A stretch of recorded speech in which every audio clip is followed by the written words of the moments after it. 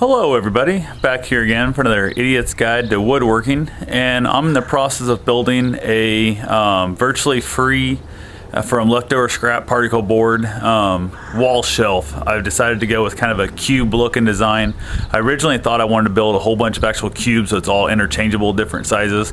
Realized there's going to be a lot of extra weight and a lot of wasted wood by building the double walls, by having to bolt all them all together all the time, and I don't really need to move it around that much, so it's not going to be that big a deal. So I decided to go with just basically the general outside size. I'm going to make some different sizes in heights. The uprights are going to be all the same width. And what I've done to get my widths and heights, I'll show you here. I took a measurement of how big I wanted it.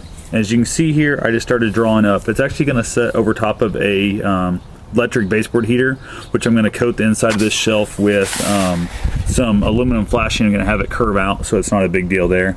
But I need 12 inches of clearance on the bottom. So my outside two legs are going to go all to the floor. The middles are just going to be supported by probably some 1x stock, something like that, to add a little extra support if needed.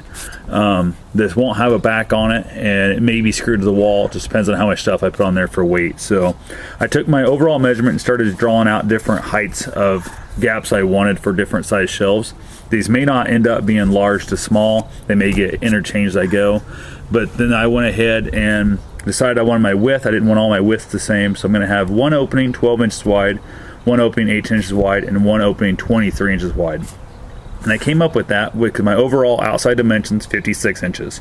But if you subtract 18 or 12, 18, and 23, you have leftover dimensions, and that's going to take up for the fact of the outside wall, my 3/4 inch wide, interior wall 3/4 inch wide. Oh, the pallet falling over. It's a little windy out here today. The next divider is going to be 3/4 inch wide, and the last one's going to be 23 inches wide with a side wall of 3/4. If you notice, I started to screw up there. I had that 23 and 3/4. I'd forgot there needed to be a full right hand panel going down, so I was able to figure that out. Luckily I hadn't cut anything yet that screwed that up, so I was able to solve it. The one thing you want to do when cutting this stuff, it's also, I forgot to mention, it's going to be 12.5 inches in depth, because that's the depth that my particle board's already cut in, and it was cut on a $30,000 table saw, so it's perfectly straight and true. I'm not going to mess with it for a 1/2 inch. I want it to be 12 inches deep, but I'm not going to mess with it for that. So first thing you want to do, I have my two uprights, which I also came up with my overall height of 77.5, just because that's what these boards already are. So again, work with what you've got. I would like to have had it 84 inches high, because that's the height the room would have been, floor to ceiling wall shelf, but I'm not going to go out and buy wood just to add a couple extra inches to it, and it's just not worth trying to mend these together and all that kind of stuff. So I went ahead and cut my full upright, which my top's going to go across the top to give me a little bit extra height that way. And I cut it first because you always want to cut your longest boards first. So I took my two good boards, laid them out here for my left and right.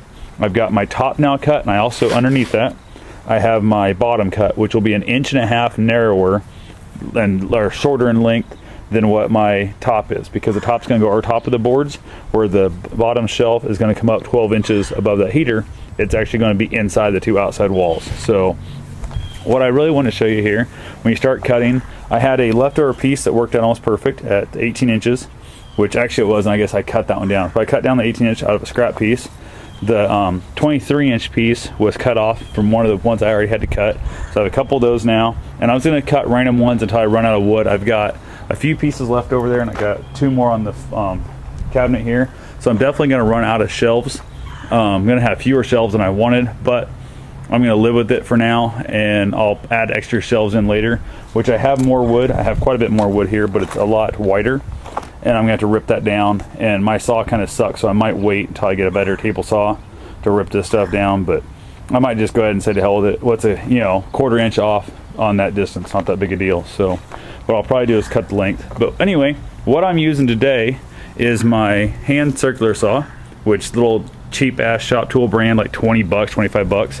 And I've measured out here, when you have your pieces, if I just went through and cut all my 12s or all my 18s or all my 23s, I would end up with not enough stuff. So what I've done, because I want a little bit of everything, I went ahead and measured out this board. That's my leftover piece. I'm going to have room for one more 23, going to have room for one more 18, and then one more 12. All those on this one board. Had I cut the two 23s, I would have ended up with a bunch of leftover scrap, where this way I'm only going to have about 1.5 inches of leftover scrap. definitely something I'm after. But I've cheated here. As you can see, this is fully adjustable, slides in and out. And I have another shelf that's going to be cut up and a scrap piece, which I'll use one of the cutoffs here to reposition this. And this is held in place. I measure out my 23 inches. I add the 1.5 inches because that's what my saw is from my blade to this fence. Yours will probably be different, so make sure you measure it good. You can do that real easily by just laying a fence up there, cutting it, and then measuring that back. It's up to you. Or I have that written on my saw because I know how far off it is. So, and that's from this side of the blade. If you're cutting to the other side of the blade, you have to take a separate measurement for the width of the blade too. So take that into fact. So what I do is I measure out here 24.5. I can just slide this board right up into place, and it's not super tight, but it's tight enough because it's going to set right on that line, which is perfect where I want it. You can see there. It's not able to go left or right because these other two boards here are holding it and they're clamped in place. So by doing that, I'm not having to go through and reposition my clamps all the time. I can just keep pushing boards through and cutting them all off.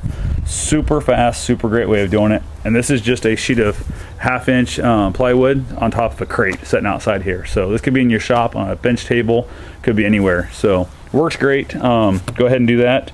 And once I get these cut up, however many I've got, I'll probably put a coat of paint on them. I might go with like a, I don't know, depending on what paint I have left over. I'll just have to look at my scrap paints and see from there. I'm not really picky on what color it's going to be. But I want to definitely put a coat of paint on it. Probably going to go ahead and kind of round off these edges a little bit.